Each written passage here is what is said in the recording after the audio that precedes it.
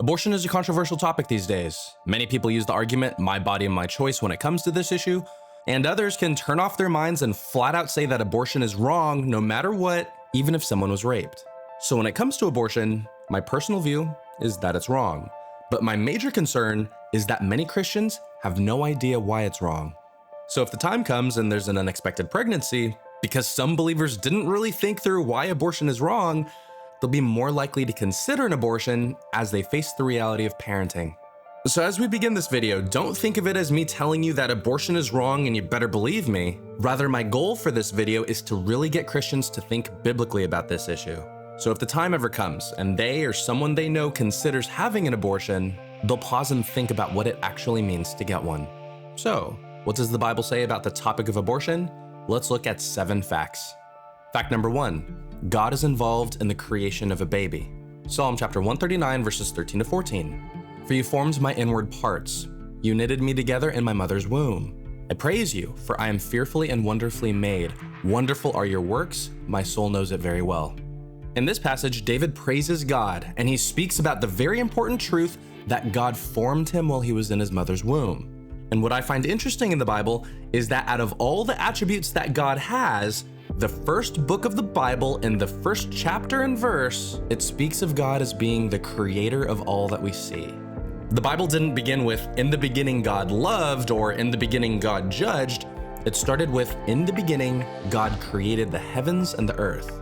And King David goes into greater detail about creation, and he says that as he was in his mother's womb developing as a fetus, it was God that put him and all his organs together.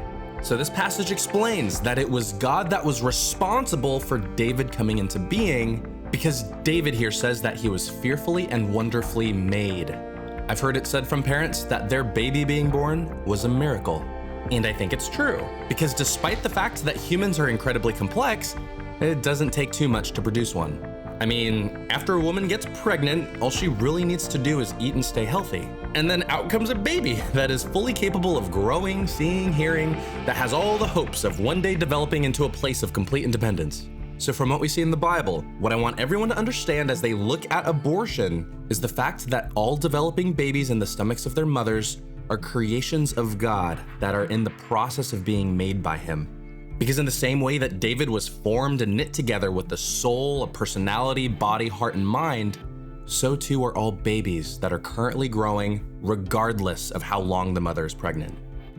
Fact number 2, before people are born, God knows them. Jeremiah chapter 1 verses 4 to 5. Then the word of the Lord came to me saying, before I formed you in the womb, I knew you. Before you were born, I sanctified you. I ordained you a prophet to the nations. In this passage, God came to Jeremiah and told him that before Jeremiah was in the womb and before he was born, God knew him and gave him the task of being a prophet. So one attribute of God that's important to know is that God is omniscient, which means that God knows everything that there is to know, which implies that God cannot learn anything new, nor does he forget anything. So in regards to knowledge, God is completely perfect. So before Jeremiah was born, God knew the decisions Jeremiah would make, and that he would be used by him to be a servant to the Jewish people. So back in the first fact covered in this video, we know that God is actively involved in the creation of a person with their body, soul, heart, and mind. And now through this verse, we know that before someone is born, God with his perfect knowledge knows who this person is and who will become. So consider this. While we were still developing babies in our mother's womb, God looked at us and knew the person we would grow up to be. So for me, God knew that I would choose to follow him at age 16, that I would become a teacher at age 26, and move to Japan and struggle as a YouTuber at age 30, all while I was no bigger than a grain of rice. And more than that, God knew my heart, my ambitions, my stresses in life, and areas of weakness. So God didn't just make me before I was born, he already knew me before anyone else did. Now, if someone were to have an abortion, that act of ending a baby's life did not erase God's knowledge of that person. That person still had a soul, a heart, and a future that God intended to give them.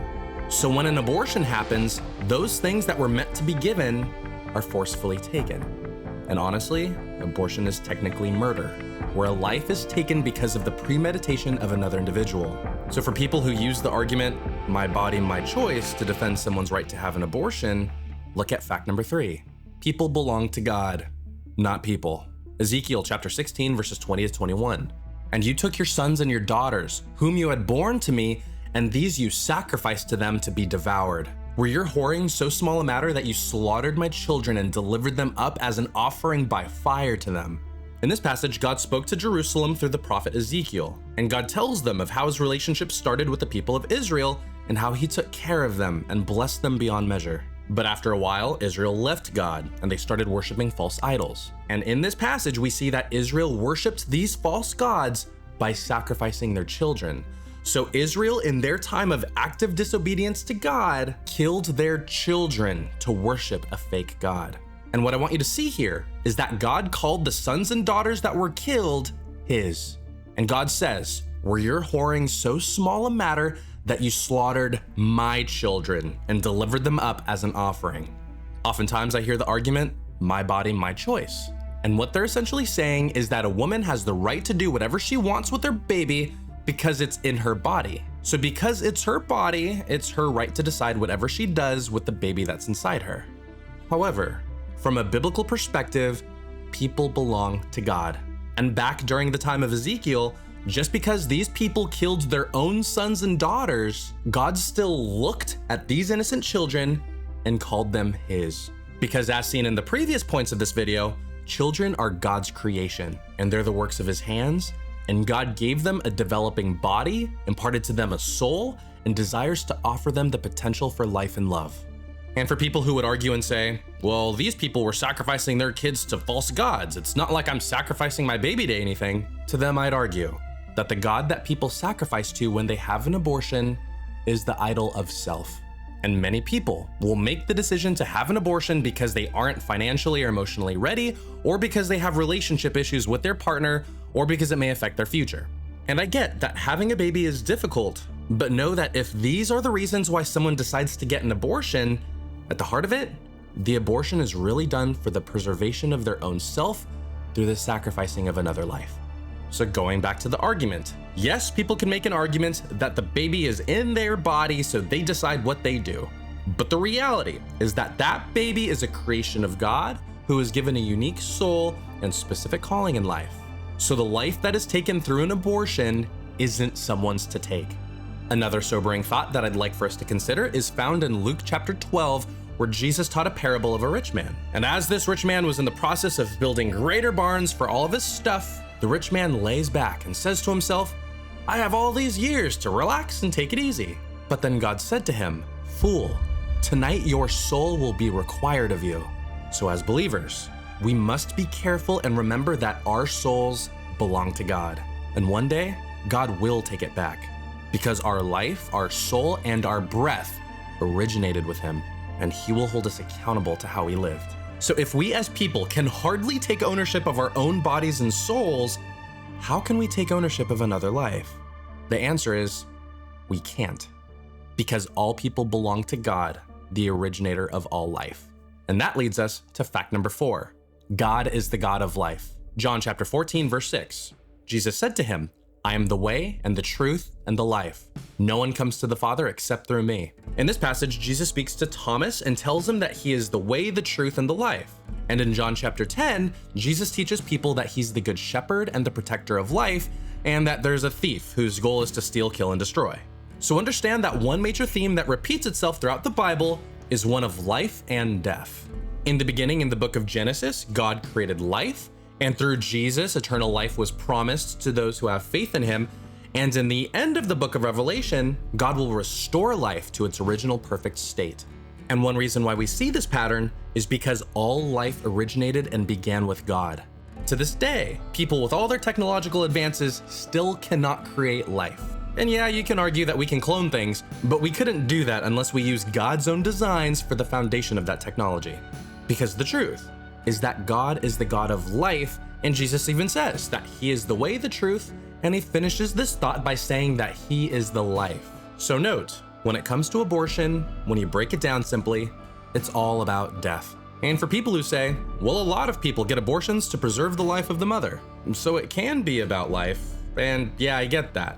But most people who get abortions today get one because they feel like they aren't ready, or they feel like they don't have enough money, or because it would drastically affect their future. The argument I'm making with this point is that all throughout the Bible, God, being the God of life, seeks to protect and give life. So when people have abortions, the reality is that they are taking part in an act of death, which is the opposite of what God stands for. And that leads us to God's attitude towards abortion. So fact number 5, God hates it when children are sacrificed. Deuteronomy chapter 12, verse 31. You shall not worship the Lord your God in that way. For every abomination to the Lord which he hates, they have done to their gods. For they burn even their sons and daughters in the fire to their gods. In this passage, Moses speaks to the children of Israel, and he commands them to not worship God in the same way that surrounding nations worshiped their gods. And the way they worshiped their gods was through child sacrifice. And God makes it very clear here that he hates what these people have done, and here we see that they've burned and killed their sons and daughters. I feel like today we try and sound politically correct, and we use the terms abortion and pro-choice and fetus because they sound better than murdering a baby that God created. So if I wasn't clear enough already, I need listeners to understand that God is not indifferent, nor does he stand in the middle when it comes to the topic of abortion. His stance when it comes to the murder of children is absolute hatred. And the reason why God hasn't done anything yet, despite there being millions of abortions, isn't because he's okay with it. Rather, it's him trying to be patient. And he's trying to reach people who are alive today so that they can repent and turn to him while they're still alive. So don't confuse God's lack of judgment with tolerance, because God is only allowing this absolute evil for a time, because he will return soon and right every wrong. And Jesus right now is giving everyone time to turn to him before it's too late. Fact number 6, God is the judge of all life. Romans chapter 2, verses 5-6. But in accordance with your hardness and your impenitent heart, you are treasuring up for yourself wrath in the day of wrath and revelation of the righteous judgment of God, who will render to each one according to his deeds. In this passage, Paul is talking to the Roman church, and he talks to religious people who judge others on how they live. And Paul tells them that as they stand there judging other people, what they're really doing is storing up for themselves greater wrath from the one true judge, God. And the reason why Paul says this is because another important attribute of God is one of judge. And what this means is that God alone decides the eternal destination of a man, and is the only one that is fully capable of rightly deciding what happens to an individual, because he alone possesses perfect knowledge and flawless wisdom. So because of these attributes and his eternal power that can do whatever he wants, God alone can be the perfect judge of people. And I bring this up because when people have abortions, they are acting as a judge and are deciding that that baby is not worthy of life. So biblically speaking, no person can make that decision because only God is worthy enough to be judge. And now to our final fact. Fact number 7, children should not be punished for the crimes of their father. Deuteronomy chapter 24, verse 16. Fathers shall not be put to death for their children, nor shall children be put to death for their fathers. A person shall be put to death for his own sin. In this passage, Moses continues to teach the children of Israel how to follow God, and he tells them that fathers should not be put to death for the sinful acts of their children, nor should children be put to death for the sins of their fathers. And the reason why God tells Moses to bring this up is because many times people can get caught up in their anger and retaliate more than they should due to their wrath.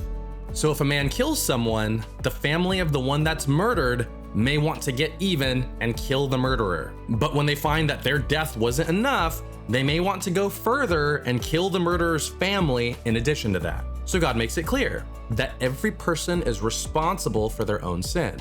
So when it comes to the rare occurrence of rape, the Bible would say not to murder the child for the sins of the father. And the reason why I say rare occurrence isn't to minimize the reality of rape, but to take note that the main reason why abortions happen is because people just want to have sex, but don't want to take responsibility for their actions. And many times people who want to have an abortion will use rape occurrences as justification for their own abortion. Recently, I was listening to a conversation between Seth Gruber and Charlie Kirk.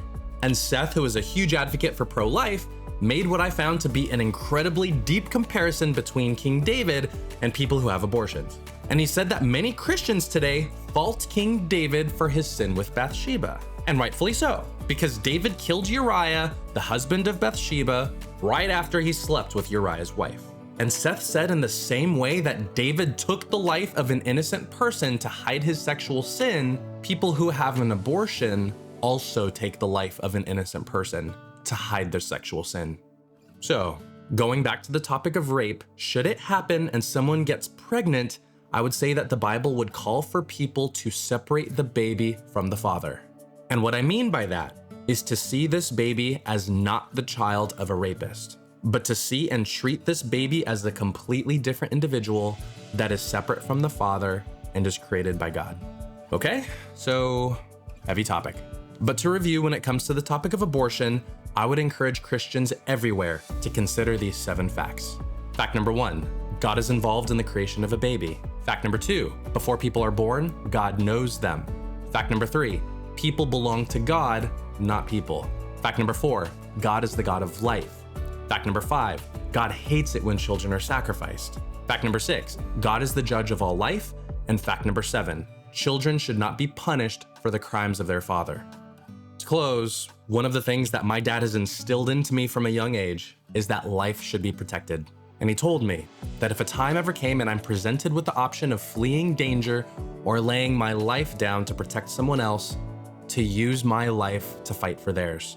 And I hope that if the day ever did come and a situation called for me to be brave, that I would do what's right and protect life.